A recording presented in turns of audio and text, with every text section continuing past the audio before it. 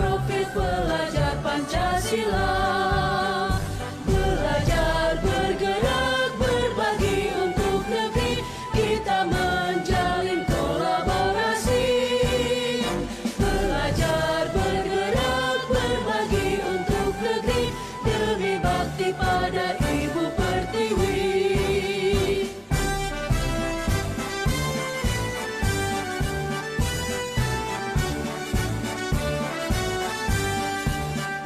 Bulatkan tekad, kuatkan hati, negeri ini memanggilmu kawan. Belajar, bergerak, berbagi untuk negeri, guru penggerak majukan pendidikan. Bismillahirrahmanirrahim. Wassalamualaikum warahmatullahi wabarakatuh. Waalaikumsalam warahmatullahi wabarakatuh. Yang saya hormati Bapak Kepala Sekolah SD Negeri 2 Manyarang serta Bapak Ibu Guru SD Negeri 2 Manyarang. Salam dan bahagia. Kenapa salam dan bahagia Bapak Ibu? Ini merupakan semboyan guru penggerak. Kita kalau bertemu orang supaya mengucapkan salam dan dalam keadaan bahagia selalu. Selamat datang kembali saya ucapkan kepada Bapak Ibu Guru hebat SD Negeri 2 Manyarang. Mari belajar bersama, berkolaborasi, saling mendukung demi mewujudkan disiplin positif di sekolah kita tercinta ini.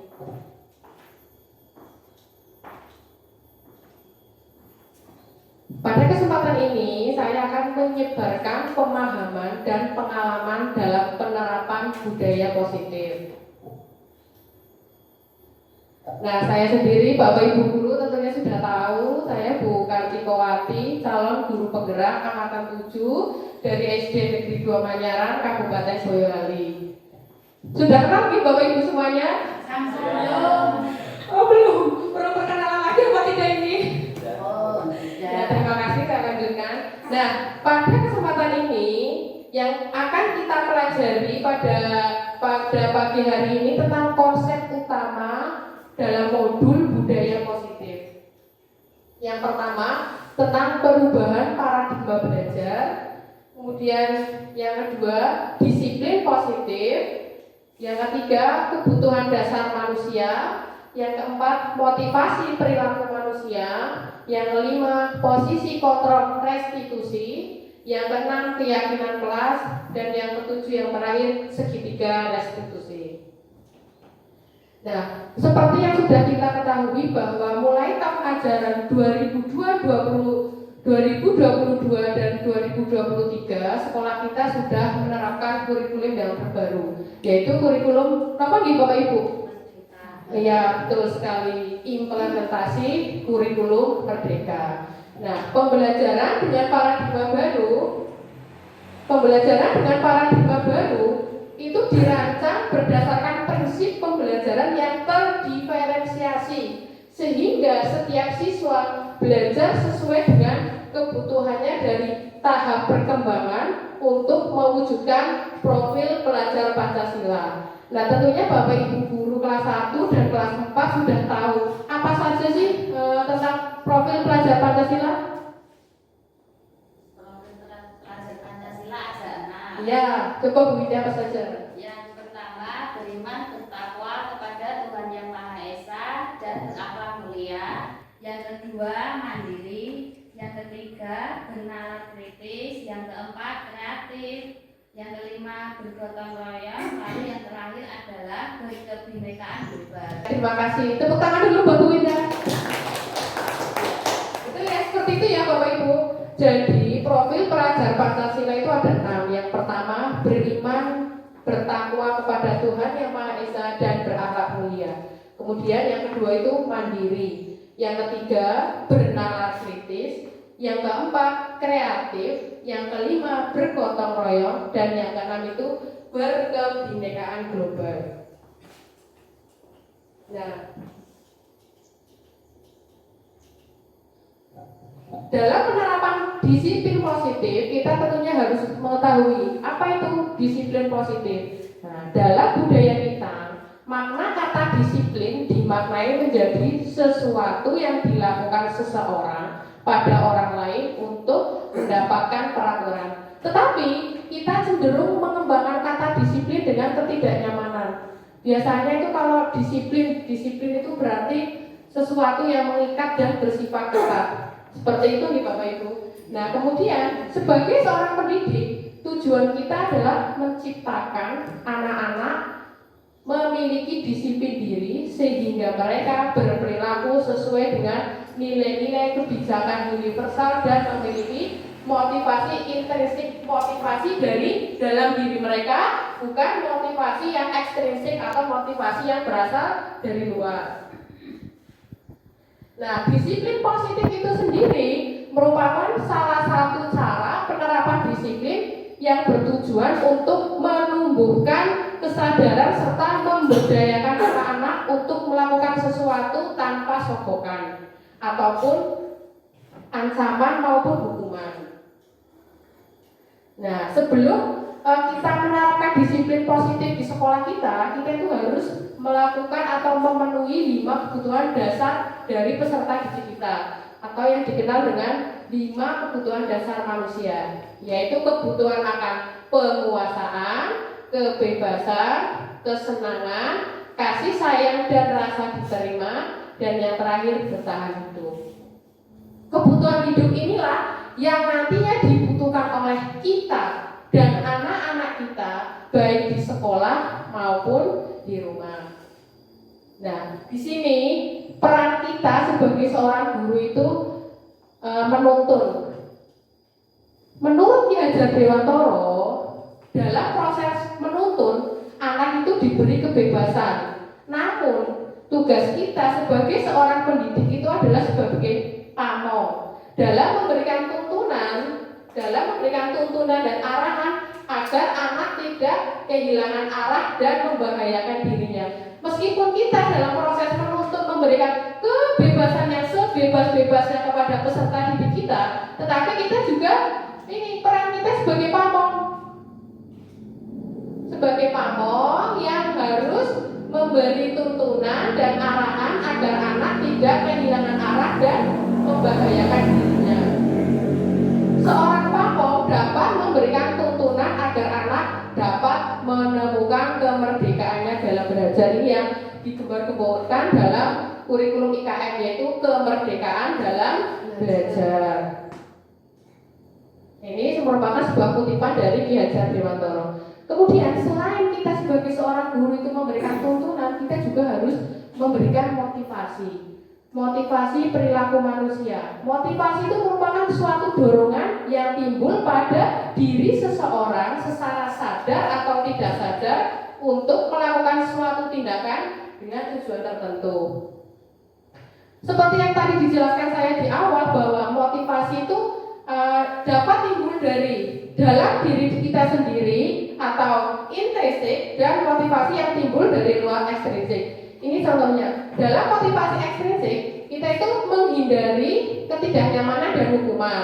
Nah, perilaku murid melakukan disiplin diri karena ia takut dihukum.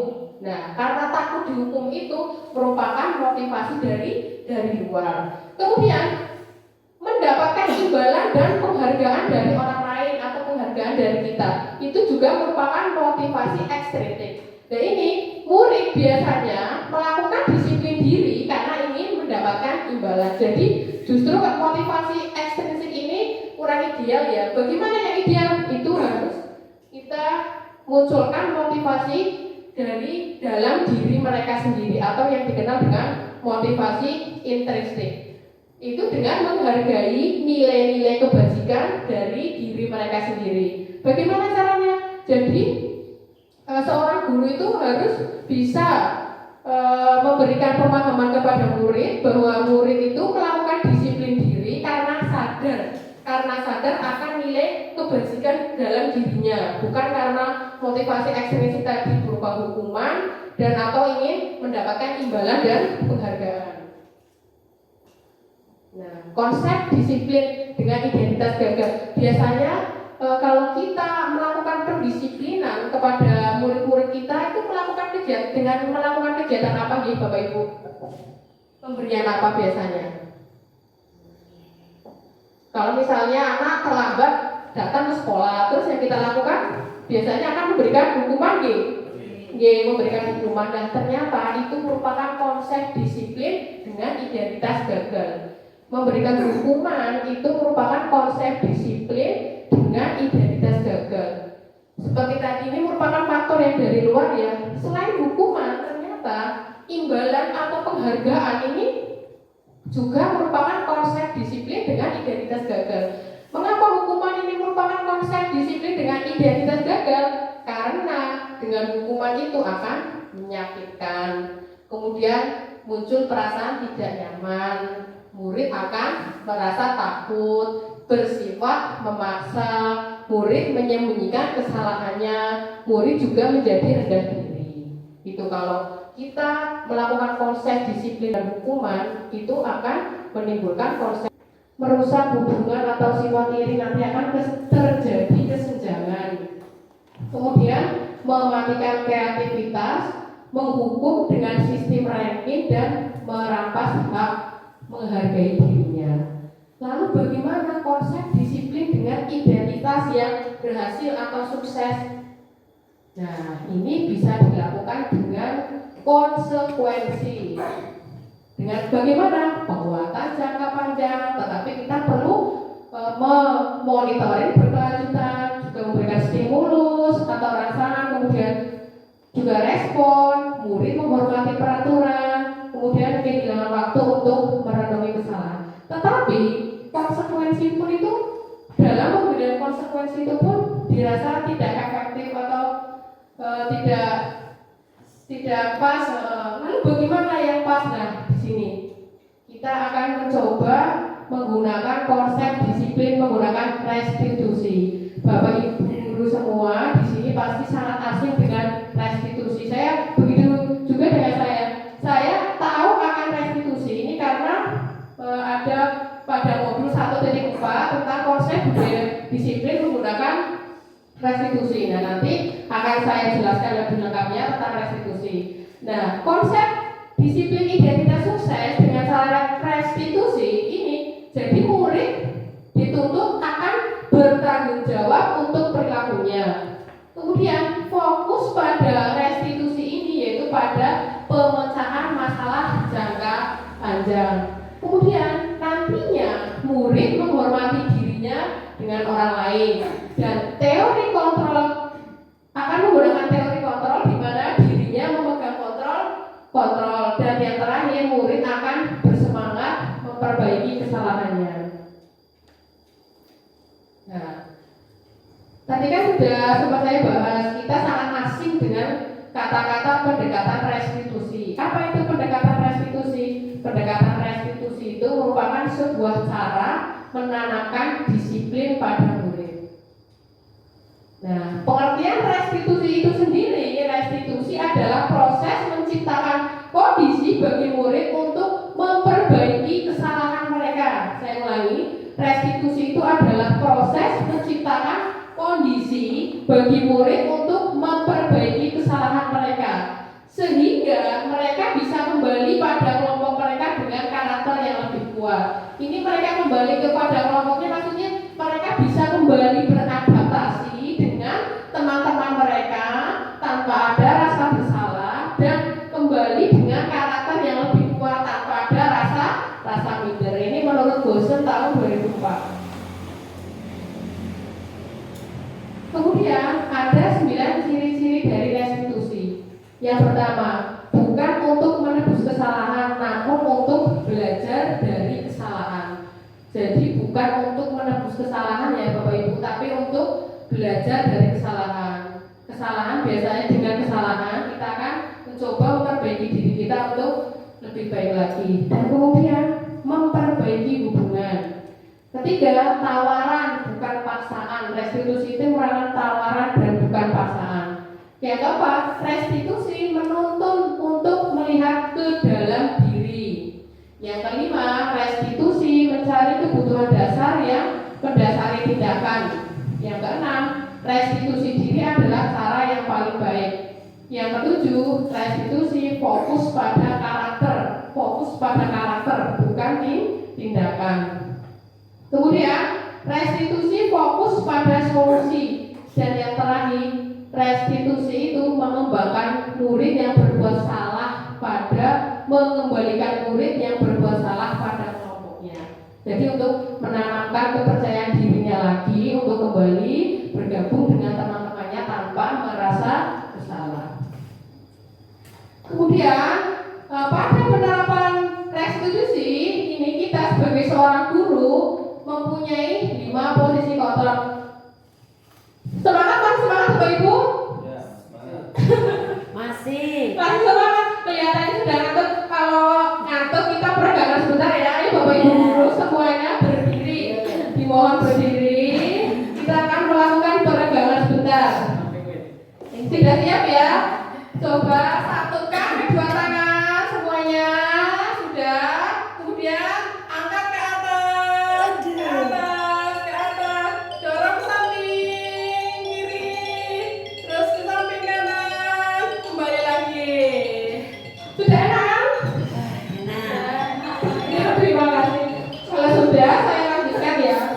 Contoh penerapan 5 posisi kontrol nih. Ada sebuah kasus siswa terlambat masuk sekolah pada saat pembelajaran sudah dimulai. Nah, di sini kita memiliki 5 posisi kontrol. Yang pertama penghukum. Tadi sebetulnya penghukum itu tidak efektif ya. Tapi kadang kalau kita sebagai seorang guru itu lemah, maksudnya tidak punya wibawa, terlalu santai, nanti juga akan disepelekan. Jadi dalam proses penghukum ini masih tetap boleh dilaksanakan. Kemudian selain penghukum, kita juga menerapkan posisi kontrol yang selanjutnya, yaitu pembuat merasa bersalah.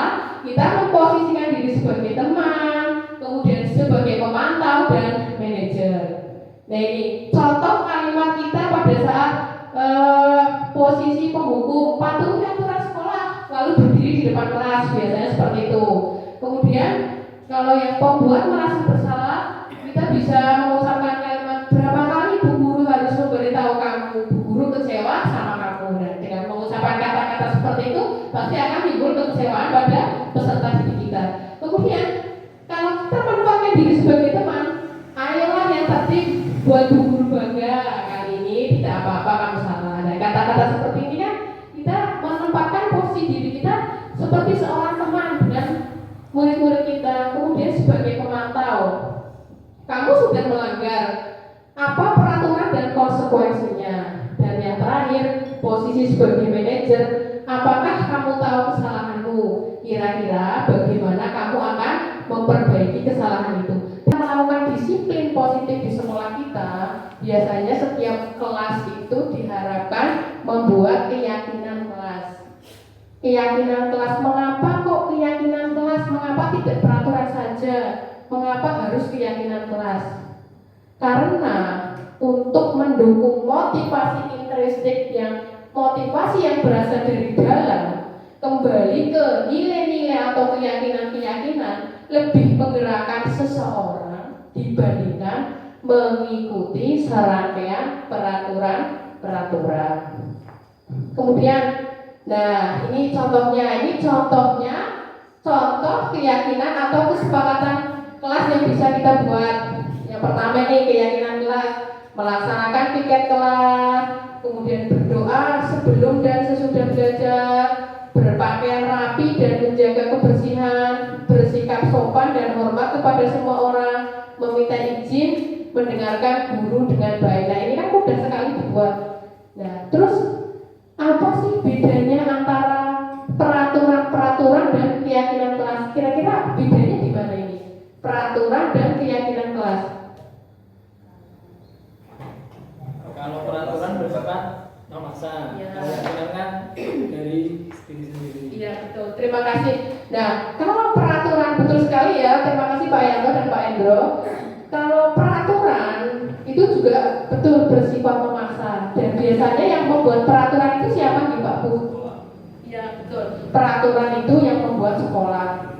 Sedangkan keyakinan kelas ini dibuat secara berkolaborasi. Jadi kita melibatkan siswa dalam membuat keyakinan kelas. Biasanya peraturan kita yang buat atau sekolah yang buat, dalam pembuatan keyakinan sekolah, siswa dilibatkan dalam pembuatannya.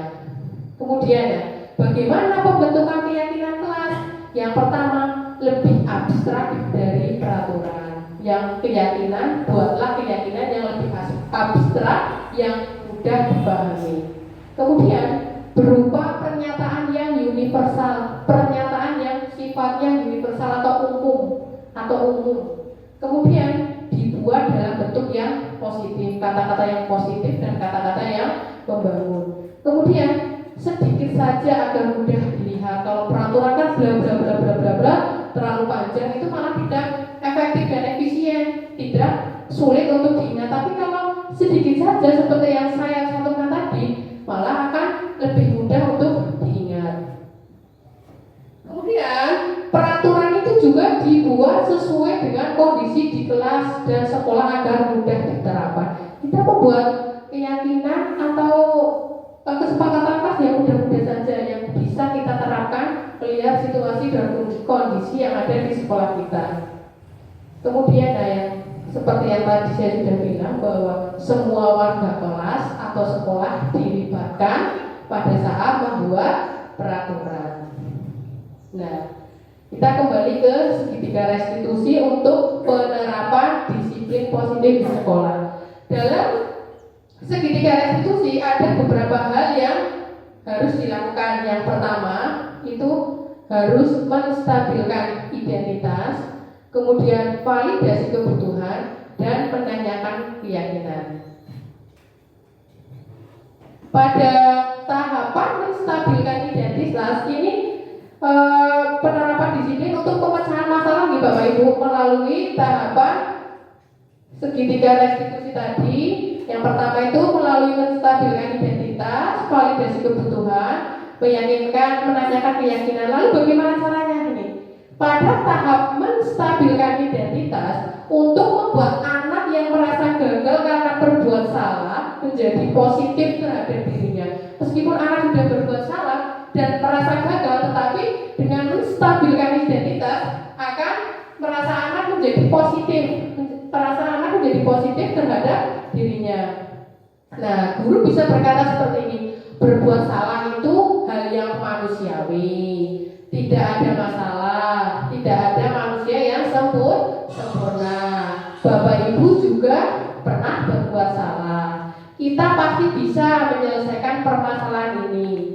Terus kemudian Bapak atau Ibu tidak tertarik untuk mencari tahu siapa yang benar, siapa yang salah. Bapak Ibu guru lebih tertarik untuk menyelesaikan masalahnya. Kemudian kalau kamu menyalahkan dirimu sendiri terus-menerus, apakah kamu bersikap baik pada dirimu sendiri? Nah, ini kan kata-kata yang sangat bagus dan bijaksana dalam menstabilkan identitas. Kemudian setelah menstabilkan identitas, kita akan memvalidasi kebutuhan. Nah, di sini membantu murid mengenali basic need atau kebutuhan dasar yang ingin dipenuhi ketika melakukan kesalahan itu. Pada dasarnya, setiap tindakan manusia itu mempunyai tujuan. Nah, tujuannya adalah memenuhi basic need atau kebutuhan dasar yang ingin dipenuhi. Apakah itu? Apakah itu power, freedom, love and belong, fun, atau survival? Kemudian pada tahapan ini guru bisa berkata, kamu bisa saja akan melakukan hal yang lebih buruk, tapi apakah kamu tidak melakukan kan? Tapi kamu tidak melakukannya kan? Nah, kemudian kamu pasti punya alasan mengapa melakukannya. Kamu pasti punya alasan mengapa tadi melakukan perbuatan salah yang dilakukan tadi.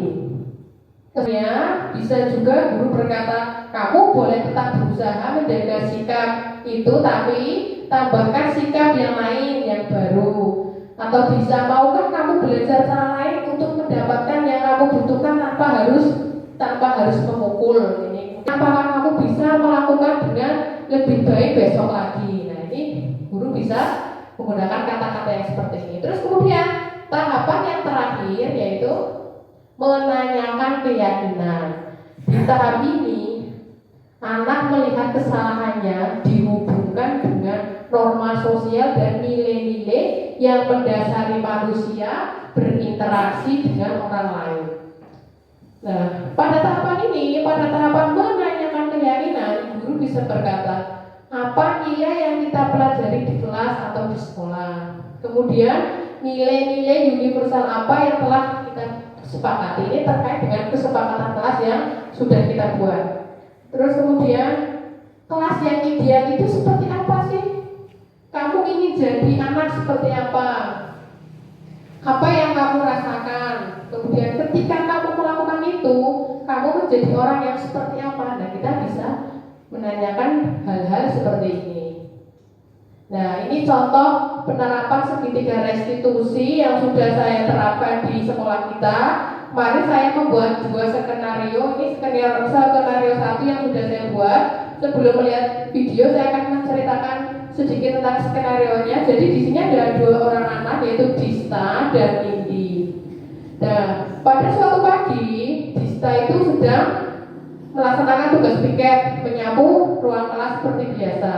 Kemudian datanglah Nindi masuk ke kelas tanpa menghiraukan Dista yang sedang menyapu. Otomatis kalau datang kan sampah-sampah yang sudah disapu kan ketendang-tendang dan kelasnya kotor lagi.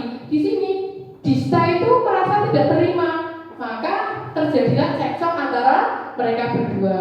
Kemudian karena bu gurunya tahu, lalu apa yang dilakukan bu guru? Nah, saya coba menerapkan contoh penerapan segitiga restitusi.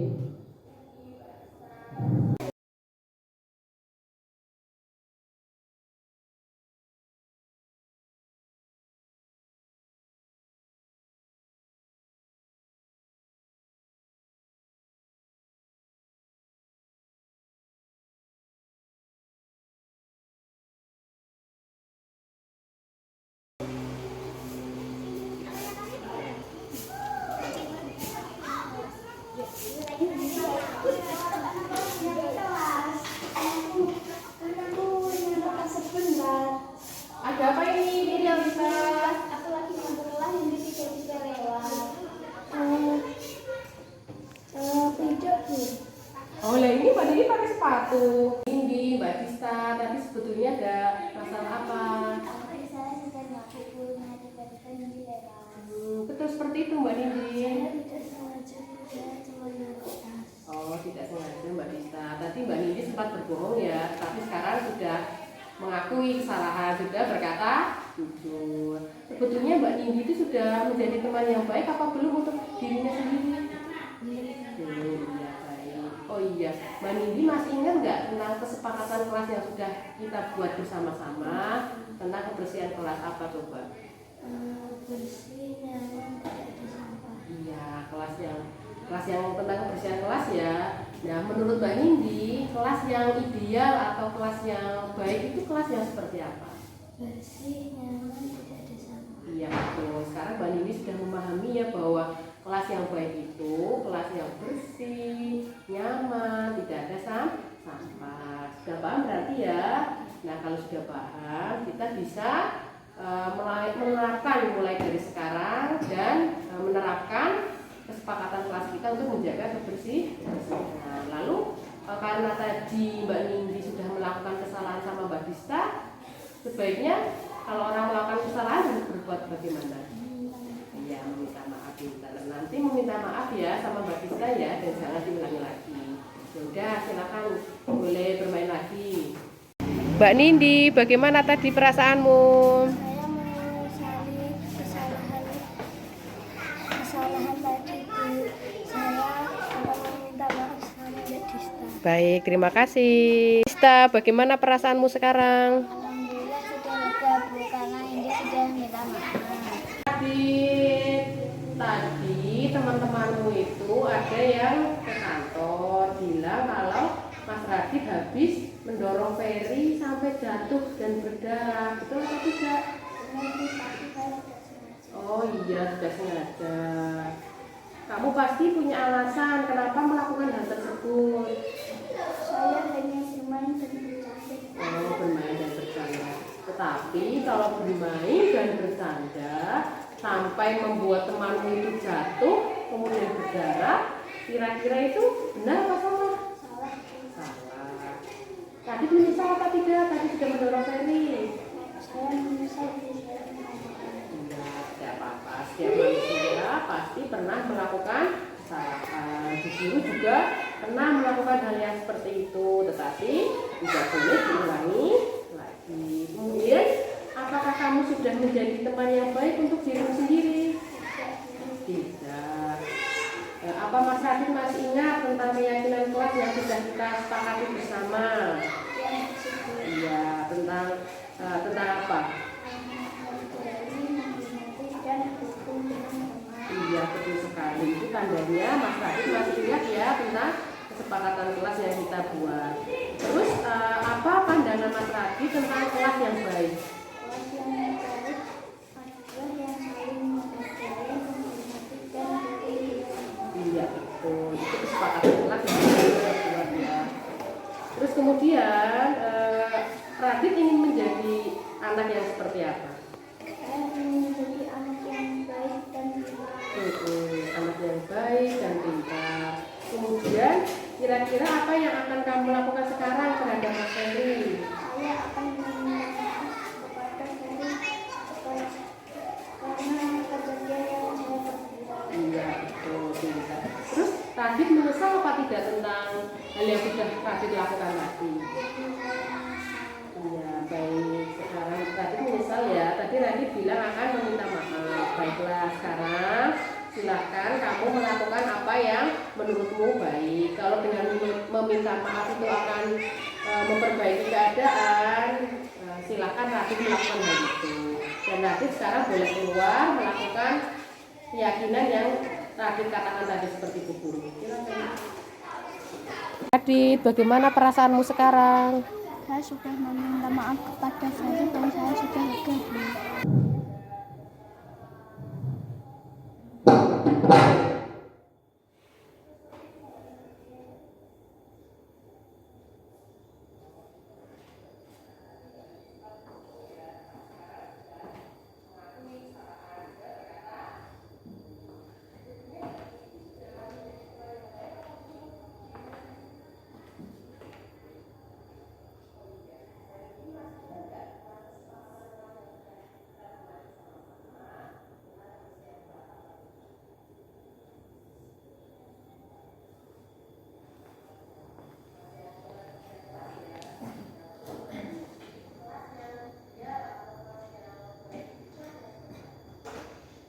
Ya, terima kasih. Kurang lebihnya videonya seperti itu. Kemudian di sini nih tahapan-tahapan yang sudah saya lakukan, seperti yang tadi saya mencoba menggunakan metode segitiga restitusi. Yang pertama itu validasi tindakan. Di sini Bu Guru menanyakan kembali terhadap sikap Nindi yang telah dilakukan.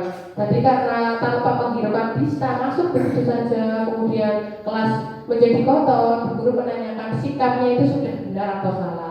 Pada awalnya Nindi itu mencoba berbohong dengan beralasan cuma ingin meletakkan tas, kemudian akan keluar lagi. Tetapi akhirnya setelah Bu Guru menanyakan dan akhirnya Nindi pun mengakui kesalahannya.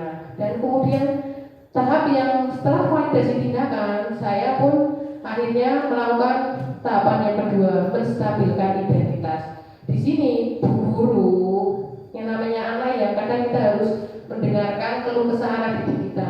Di sini saya pun seperti itu, mencoba mendengarkan dengan sabar pernyataan dari Nindi dan memberikan pemakluman. Kemudian saya pun memberikan penguatan seperti tadi tahapan segitiga restitusi pada tahap menstabilkan identitas, bahwa manusia tidak sempurna dan pasti pernah melakukan kesalahan. Bu Guru berharap Nindi tidak melakukannya lagi.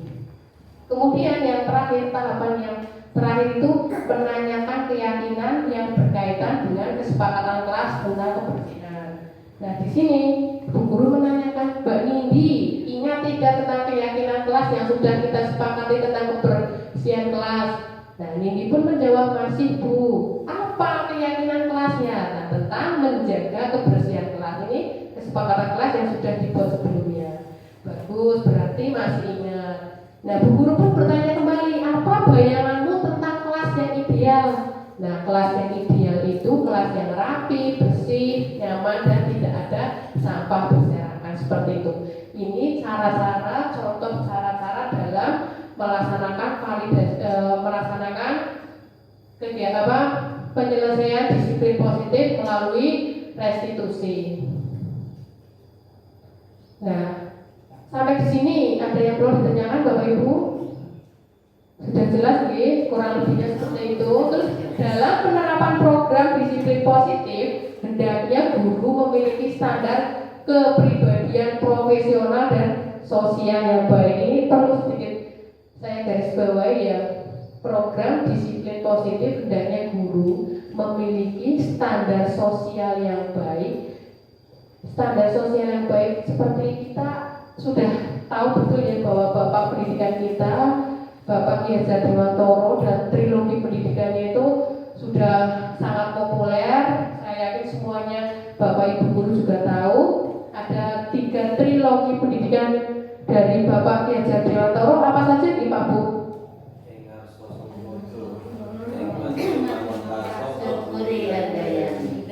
Ya betul sekali. Ingarso Sungtulodo, Ingmatio Mangunkaso dan Tuturi Handayani.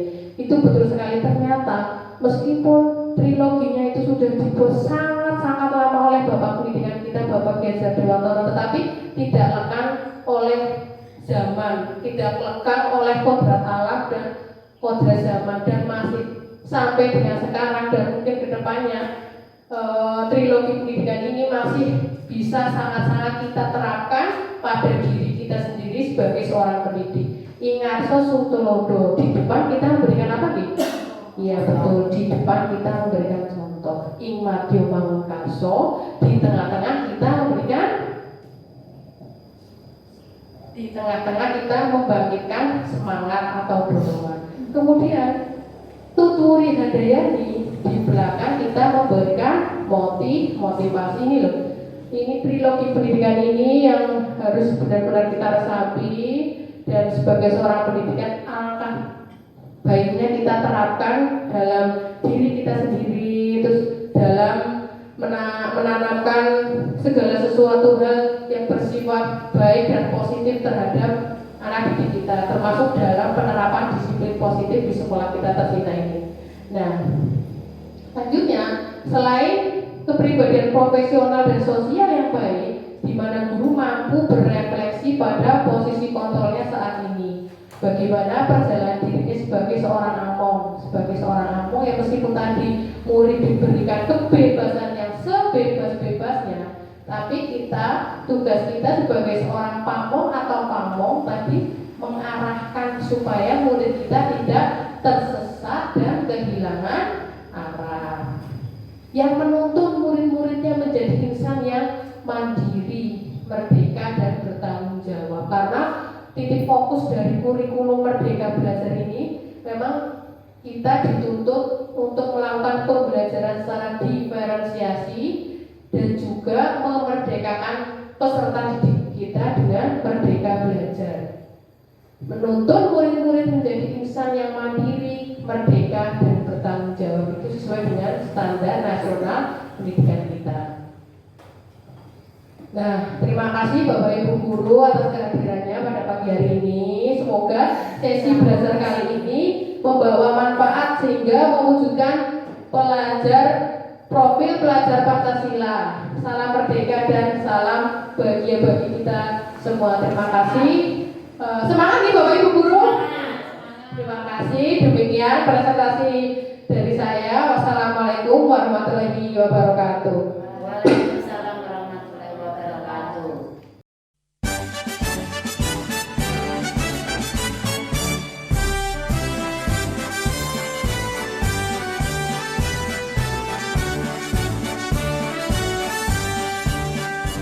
Bulatkan tekad, kuatkan hati, negeri ini memanggilmu kawan. Belajar bergerak berbagi untuk negeri, guru penggerak majukan pendidikan. Guru penggerak menghamba pada murid, kreatif rancang pembelajaran. Hargai potensi, tingkatkan prestasi, lahirkan lahirkan profil pelajar Pancasila. Belajar bergerak berbagi untuk negeri, kita menjalin kolaborasi. Belajar bergerak berbagi untuk negeri, demi bakti pada Ibu Pertiwi.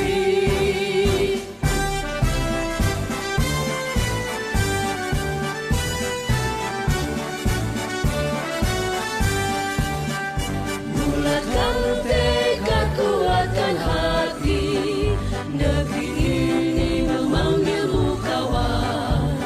Belajar bergerak berbagi untuk negeri, guru penggerak majukan pendidikan. Guru penggerak menghamba pada murid, kreatif rancang pembelajaran. Hargai potensi, tingkatkan prestasi, lahirkan profil pelajar Pancasila. Belajar bergerak berbagi untuk negeri, kita menjalin kolaborasi. Belajar bergerak berbagi untuk negeri, demi bakti pada Ibu Pertiwi. Belajar bergerak berbagi untuk negeri, kita menjalin kolaborasi. Belajar bergerak berbagi untuk negeri, demi bakti pada Ibu Pertiwi.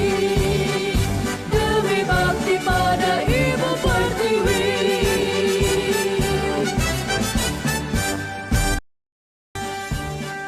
Bulatkan tekad, kuatkan hati, negeri ini memanggilmu kawan.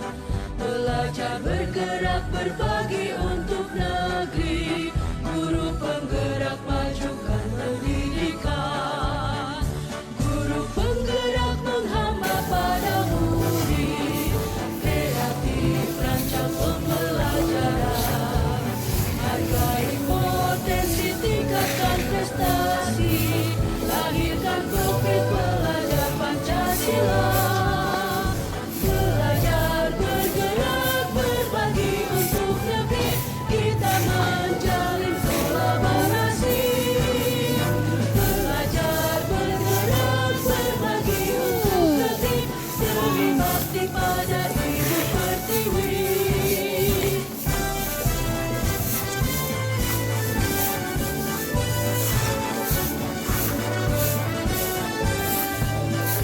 Bulatkan tekad, kuatkan hati, negeri ini memanggilmu kawan. Belajar bergerak berbagi untuk negeri, guru penggerak majukan pendidikan. Guru penggerak menghamba pada murid, kreatif rancang pembelajaran. Hargai potensi, tingkatkan prestasi, lahirkan profil pelajar Pancasila. Belajar bergerak berbagi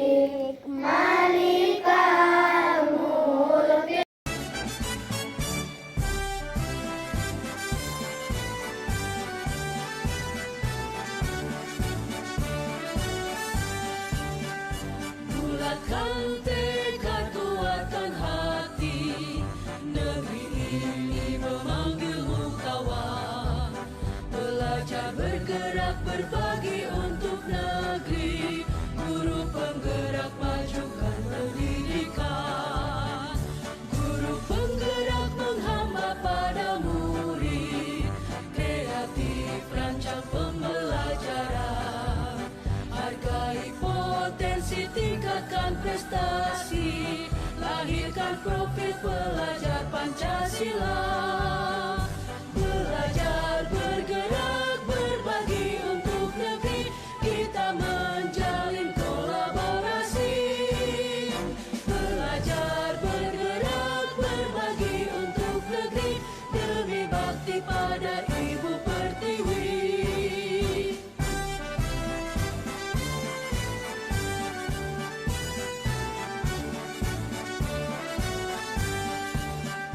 Bulatkan tekad, kuatkan hati, negeri ini memanggilmu kawan.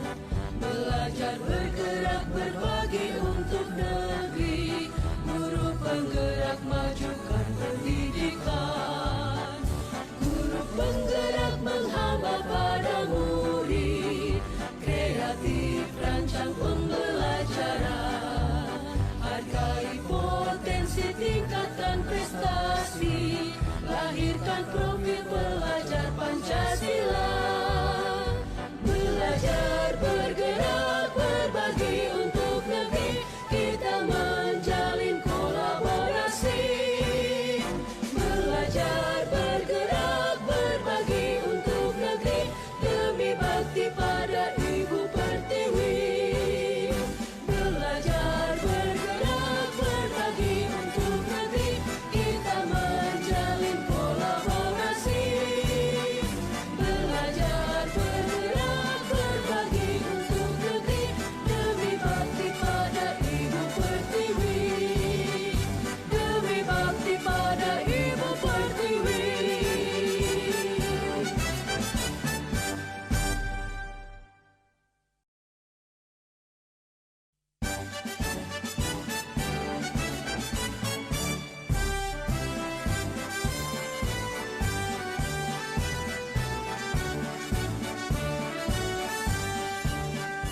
Bulatkan tekad, kuatkan hati. Ini Mbak Ista, ini ada masalah apa? Tapi saya sudah melakukan matematika di daerah. Betul seperti itu Mbak Nindi. Saya tidak sengaja kuliah cuma tas. Oh, tidak sengaja Mbak Ista. Tadi Mbak Nindi sempat berbohong ya, tapi sekarang sudah mengakui kesalahan, sudah berkata jujur. Sebetulnya Mbak Nindi itu sudah menjadi teman yang baik apa belum untuk dirinya sendiri? Belum, ya baik. Oh iya, Mbak Nindi masih ingat nggak tentang kesepakatan kelas yang sudah kita buat bersama-sama tentang kebersihan kelas apa coba? Bersih, nyaman, tidak ada sampah. Iya, kelas yang tentang kebersihan kelas ya. Nah, menurut Mbak Nindi, kelas yang ideal atau kelas yang baik itu kelas yang seperti apa? Bersih, nyaman, tidak ada sampah. Iya betul. Sekarang Mbak Nindi sudah memahami ya bahwa kelas yang baik itu kelas yang bersih, nyaman, tidak ada sampah. Sudah paham berarti ya? Nah, kalau sudah paham, kita bisa menerapkan mulai dari sekarang dan menerapkan kesepakatan kelas kita untuk menjaga kebersihan. Lalu karena tadi Mbak Nindi sudah melakukan kesalahan sama Mbak Dista, sebaiknya kalau orang melakukan kesalahan harus berbuat bagaimana? Iya, meminta maaf. Nanti meminta maaf ya sama Mbak Dista ya, dan jangan diulangi lagi. Sudah, silakan boleh bermain lagi. Dista, bagaimana perasaanmu sekarang? Alhamdulillah sudah lega Bu, karena Indi sudah minta maaf. Mbak Nindi, bagaimana tadi perasaanmu?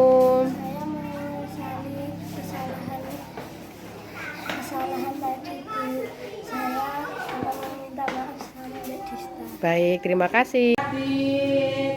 Tadi teman-temanmu itu ada yang ke kantor bilang kalau Mas Radit habis mendorong Ferry sampai jatuh dan berdarah. Betul atau tidak? Oh iya, sudah sengaja. Kamu pasti punya alasan kenapa melakukan hal tersebut. Saya hanya bermain dan bercanda. Oh, bermain dan bercanda. Tetapi kalau bermain dan bercanda sampai membuat temanmu itu jatuh, kemudian berdarah, kira-kira itu benar atau salah? Salah. Salah. Tadi menyesal apa tidak? Tadi sudah mendorong Ferry. Saya menyesal saya melakukan. Tidak apa-apa. Setiap manusia pasti pernah melakukan kesalahan. Di guru juga pernah melakukan hal yang seperti itu, tetapi tidak boleh diulangi lagi. Kemudian, apakah kamu sudah menjadi teman yang baik untuk dirimu sendiri? Tidak. Apa Mas Radit masih ingat tentang keyakinan kelas yang sudah kita sepakati bersama? Iya, tentang apa? Iya, betul sekali. Itu tandanya Mas Radit masih ingat ya tentang kesepakatan kelas yang kita buat. Terus apa pandangan Mas Radit tentang kelas yang baik?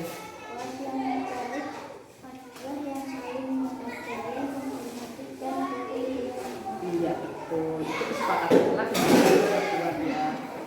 Terus kemudian Radit ingin menjadi anak yang seperti apa?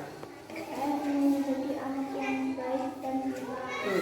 Anak yang baik dan pintar. Kemudian kira-kira apa yang akan kamu lakukan sekarang terhadap Mas Ferry? Saya akan meminta maaf kepada Ferry karena kejadian yang saya perbuat. Iya, betul, pintar. Terus Radit menyesal apa tidak tentang hal yang sudah Radit lakukan tadi? Iya, baik. Sekarang Radit menyesal ya. Tadi Radit bilang akan meminta maaf. Baiklah, sekarang silakan kamu melakukan apa yang menurutmu baik. Kalau dengan meminta maaf itu akan memperbaiki keadaan, silakan Radit melakukan hal itu. Dan Radit sekarang boleh keluar melakukan keyakinan yang Radit katakan tadi seperti Bu Guru. Silakan. Radit, bagaimana perasaanmu sekarang? Saya sudah meminta maaf kepada Ferry dan saya sudah lega. Demi bakti pada